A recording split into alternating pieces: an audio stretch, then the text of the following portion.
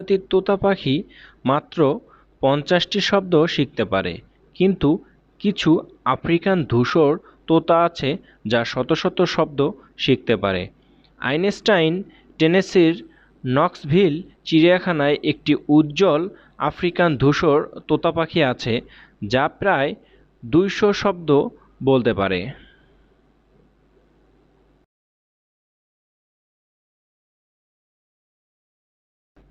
পৃথিবীর সবচেয়ে ছোট পাখি হল সারফুন্স বুকাউস দ্য হ্যামিংবার্ড।